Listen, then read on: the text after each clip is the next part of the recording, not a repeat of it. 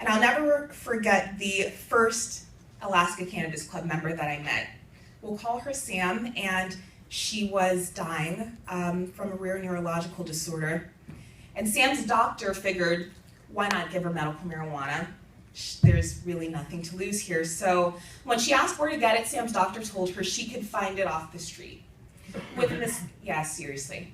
So within the 6 months of her holding her medical marijuana card, Sam had been robbed twice, once at gunpoint, all following doctor's orders to fill her prescription, off the street for the first time in her life at 72. So Sam decided to pray for the first time in a long time, longer than I had actually been alive. And she told me that after she finished praying, she got online and akcannabisclub.com, the website for Alaska Cannabis Club, popped up. And I was standing in front of her the next day. She was about 6 feet tall. You could tell she grew up tough, ranching and everything, and she was weeping, tears of joy, thanking me for the service I provided, telling me that what I was there doing had just renewed her faith in God. And so from then on, it was simple. That was the path I was meant to continue walking on. And so the only mission was build the club up to a point where it was self-sustaining so I could step away from my job, my paycheck, only paycheck, no longer purpose or anything as a journalist, so I could actually make good on what I was meant to be doing. So being the weed lady by night and reporter by day was not sustainable. I'm sure I smelled like weed all the time, and the questions I'm sure come rolling in. Don't know how it didn't happen sooner. Thankfully, it didn't. So when I was ready to walk away from my job, I had my club, the Alaska Cannabis Club, draft a press release and send it over to my news station, knowing that I, the marijuana reporter, would get the story, and I was right.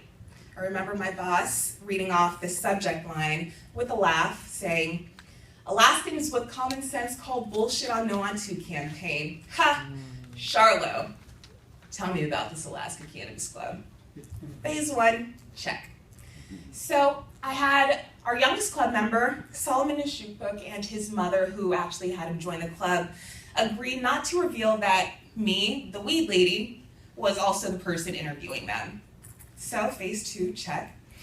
And after the pre-tape segment aired, I just stood there. The prompter was running with what I had put in there to distract them while I was ready to speak my truth. And when I did, I said, "Everything you heard is why I, the actual owner of the Alaska Cannabis Club, will be dedicating all of my energy toward fighting for freedom and fairness, which begins with legalizing marijuana here in Alaska. And as for this job, well, not that I have a choice, but fuck it, I quit."